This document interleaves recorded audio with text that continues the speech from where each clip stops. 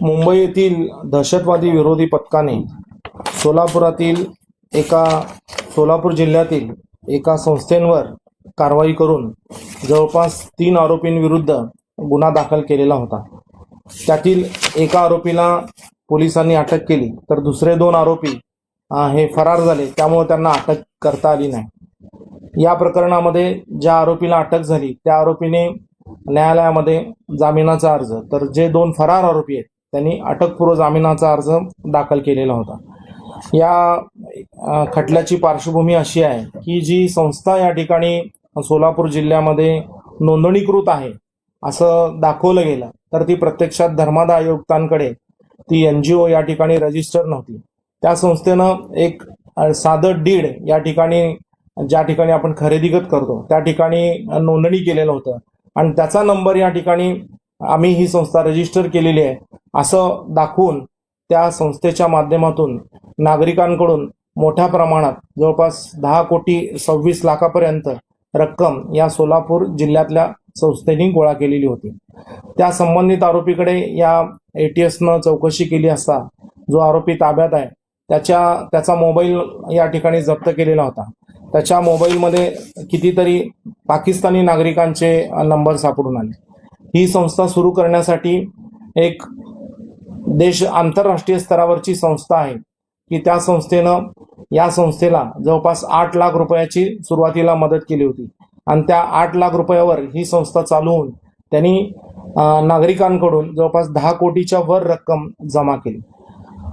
ज्या संस्थेनं मदत केली होती त्या संस्थेचे जवळपास 15 बँक खाते ATSनं तपासले। त्या 15 बँक खात्यामधून जवळपास 126 कोटी रुपये त्यांनी उभा केल्याचं या ठिकाणी तपासामध्ये निष्पन्न झालं। जवळपास त्या संस्थेच्या काही सदस्यांकडे जवळपास 70च्या पुढं पाकिस्तानी नागरिकांचे नंबर असल्याचं आढळलं। पाकिस्तानी नागरिकांचे व्हॉट्सअप ग्रुपला या संस्थेनं जॉईन केल्याचं आढळलं। सोलापूर जिल्ह्यामध्ये जी संस्था होती त्या संस्थेच्या पदाधिकाऱ्यांकडे जवळपास 50 पाकिस्तानी नागरिकांचे नंबर आढळले। याच्यावरून या संस्थेनं जो काही बोगस रजिस्ट्रेशन नंबर दाखवलेला आहे, मग त्यांनी त्याद्वारे धर्मादाय आयुक्तांची या ठिकाणी फसवणूक केलेली आहे, त्या ऑफिसची फसवणूक केलेली आहे। त्यानंतर हा नंबर वापरून त्यांनी इन्कम टॅक्स डिपार्टमेंटमध्ये ATGचं सर्टिफिकेट असेल किंवा पॅन कार्ड असेल अशा वस्तू त्या ठिकाणी त्यांनी मिळवलेल्या होत्या। त्याच पद्धतीनं केंद्र सरकारचं एक पोर्टल आहे, त्या पोर्टलवर देखील या ठिकाणी त्यांनी रजिस्ट्रेशन केलेलं होतं। अशा पद्धतीनं त्यांनी शासनाची देखील मोठ्या प्रमाणावर या ठिकाणी फसवणूक केलेली आहे।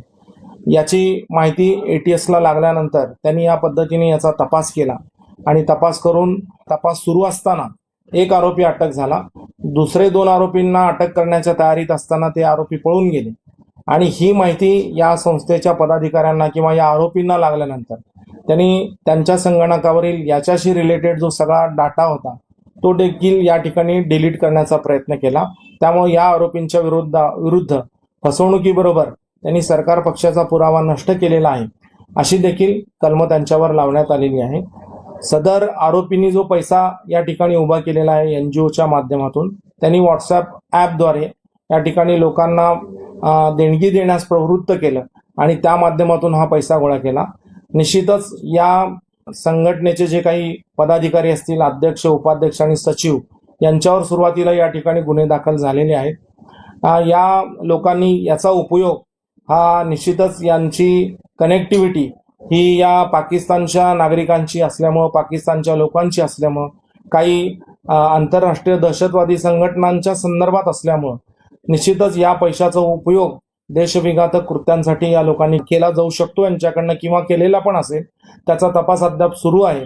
त्यामुळं हे आरोपी जे आहेत ते देशद्रोही असल्यामुळं, यांनी राष्ट्रविघातक कृत्याच्या कार्यामध्ये सहभाग नोंदवल्यामुळं यांना जामीन देण्यात येऊ नये आणि यांचे आंतरराष्ट्रीय कनेक्शन असल्यामुळं यांना जामीन दिला तर निश्चितच या ठिकाणी तपास कामामध्ये ते अडथळा आणतील आणि विदेशामध्ये पळून गेलं तर त्यांना पुन्हा अटक करून तपास करणं सोयीचं राहणार नाही किंवा करता येणार नाही।